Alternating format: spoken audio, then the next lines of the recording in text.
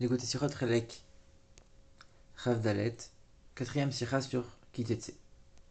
Alors le rabbi ici il rappelle une règle qu'il énonce souvent, c'est que dans le commentaire de Rashi, Rashi répond à chaque question qui se pose sur le sens simple des versets de la Torah. Et si il ne connaît pas l'explication, il explique clairement, Rashi dit je ne sais pas.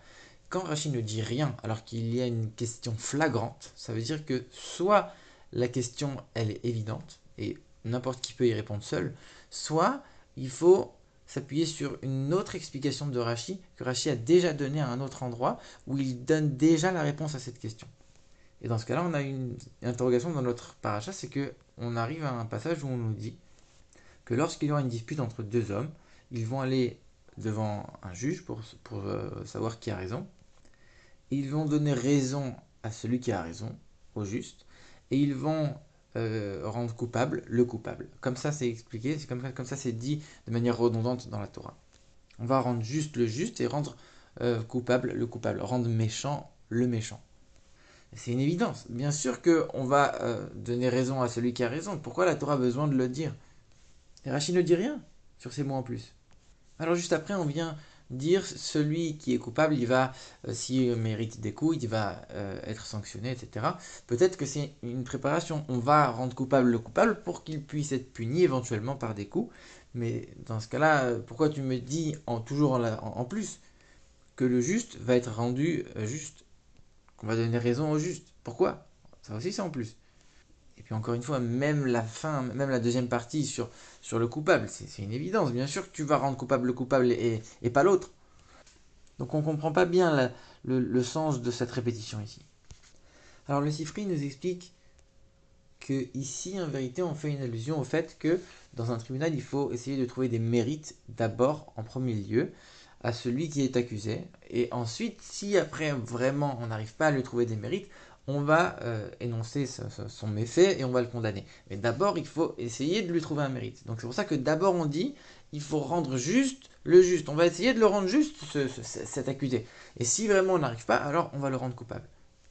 Mais c'est tellement pas une évidence que c'est impossible que Rashi puisse s'appuyer sur le fait qu'on va réfléchir comme ça. Et puis quand on réfléchit un petit peu, nous on est en train dans notre verset de nous dire, il y a deux hommes ici, il y a celui qui est juste et il y a celui qui est coupable. Le juste on va le rendre juste, le coupable on va le rendre coupable. On n'est pas en train de parler d'un seul accusé en disant lui d'abord on va essayer de le rendre juste et après on va le rendre coupable. Un enfant de 5 ans, s'il n'a pas l'explication devant lui, il n'est pas censé comprendre une chose pareille. Et puis même l'explication de la Gemara qui vient nous dire que en fait ici on vient apprendre sur les témoins qui étaient en fait des faux témoins et qui ont essayé d'accuser le juste. Et nous on nous dit non, tu dois pas accuser le juste, tu dois le rendre innocent. Et par contre le faux témoin qui a essayé d'accuser, lui, tu vas le rendre coupable. Ça c'est quelque chose qui est absolument une interprétation, une explication de la Gemara, mais sans l'explication on ne peut pas le deviner nous-mêmes, c'est impossible. Donc Rashi, s'il dit rien, il ne peut pas s'appuyer sur le fait que nous, on sache un truc pareil tout seul. Alors pour avoir la réponse à cette question, il faut regarder tout d'abord l'explication de Rashi du début du verset. On nous dit quand il y aura une dispute entre deux hommes, et Rashi à ce moment-là, il nous dit quoi? Quand il y a une dispute alors, entre deux hommes, ces deux hommes-là seront amenés à se rendre au tribunal. Et on apprend de là que d'une dispute ne peut pas naître la paix.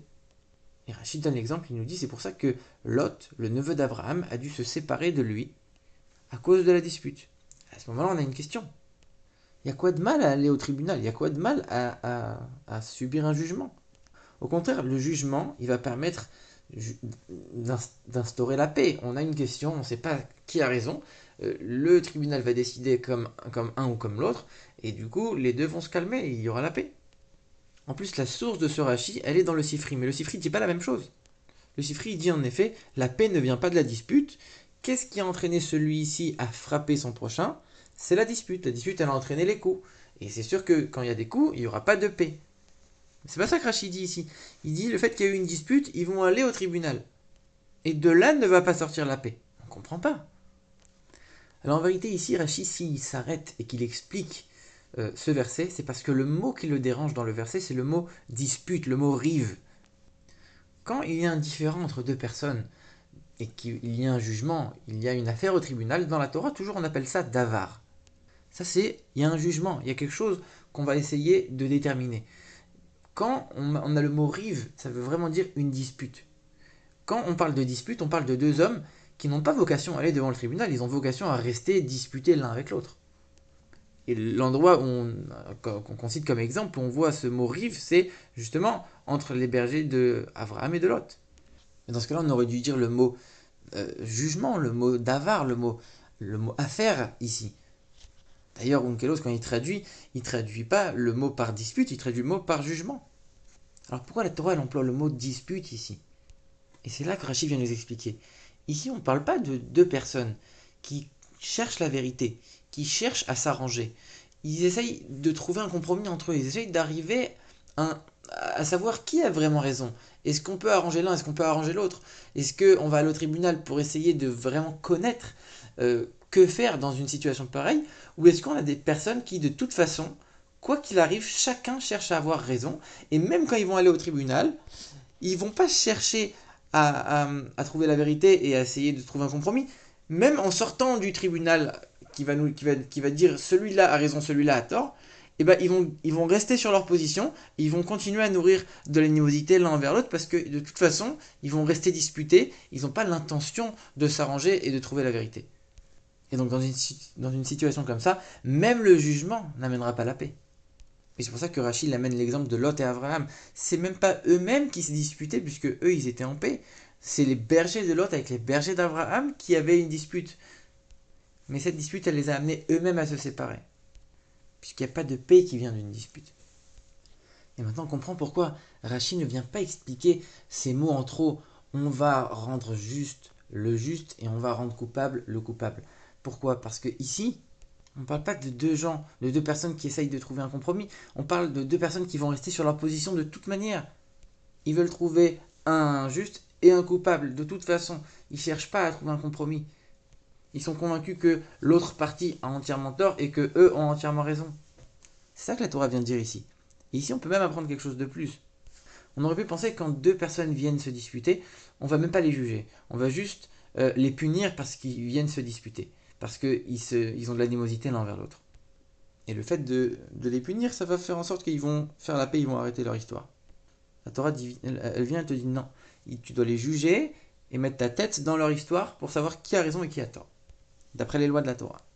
À ce moment-là, on pourrait penser, mais dans une dispute, il n'y a jamais un qui a entièrement raison. Et toi, tu viens dire celui-là a raison et celui-là a tort d'après les lois de la Torah. Donc, tu es en train de rendre quitte un des deux qui finalement a peut-être un peu de tort lui aussi, puisqu'il n'y a jamais un qui est parfait dans une dispute. Les deux, ils ont leur tort. Donc le jugement, il est peut-être un peu faux. La Torah, elle te dit non. Le juste, il est vraiment juste. Le méchant, il est vraiment méchant. Il y a les lois de la Torah sur lesquelles il n'y a pas à discuter. En dehors du fait que chacun a participé à une dispute, et ça, on peut leur en tenir rigueur. Et puis, de toute façon, c'est dans une dispute, il y a toujours un qui cherche à maintenir la dispute, à maintenir l'animosité, à avoir raison quoi qu'il arrive et à créer des problèmes. Et là, on viendra dire celui-là, il a tort, et c'est l'autre qui a raison.